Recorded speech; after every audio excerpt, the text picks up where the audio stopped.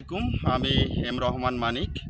যারা আমার ভিডিও দেখছেন সকলকে শুভেচ্ছা এবং আমার সালাম, আসসালামু আলাইকুম। আমি আজকে আছি পেঁপের জমিতে।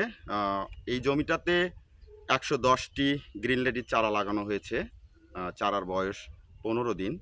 তো এই 15 দিন অন্তে যে যত্নটা পেঁপে চাষের জন্য করতে হয় সেটা নিয়েই আমি আপনাদের সাথে আলোচনা করব। 15 দিন পর যখন গাছের নতুন পাতা গজাবে তখন পেঁপে আপনাকে খাবার দিতে হবে। খাবারটা কীরকম?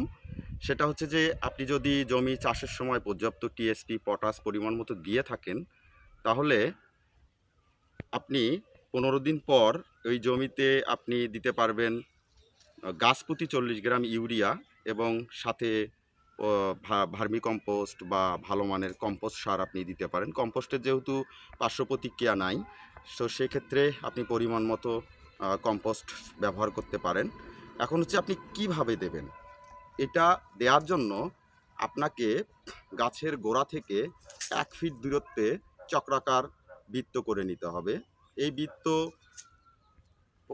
এই বৃত্তর এই বৃত্তর ব্যাসার্ধ হবে বা এই বৃত্ত চওড়া হবে হচ্ছে 2 ইঞ্চির মতো বা 3 ইঞ্চি, 2 ইঞ্চি 3 ইঞ্চি চওড়া করে নিতে পারেন এবং ডিপও 2 থেকে 3 ইঞ্চি করে নিতে পারেন।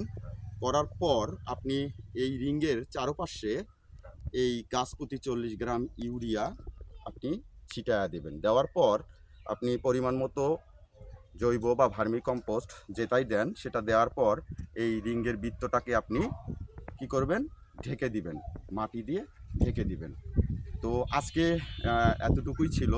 আর মূলত আমাদের এই অঞ্চলে বা আমাদের এই সাদুল্লাপুর এলাকায় হাইব্রিড জাতের পেঁপের অভিজ্ঞতা নেওয়ার জন্য পাইলটিং হিসাবে আমরা 110টি গাছ রোপণ করেছি। ইনশাল্লাহ যদি এটার রেজাল্ট হয় আগামী বছরে অবশ্যই এটা ব্যাপক আকারে করব ইনশাল্লাহ।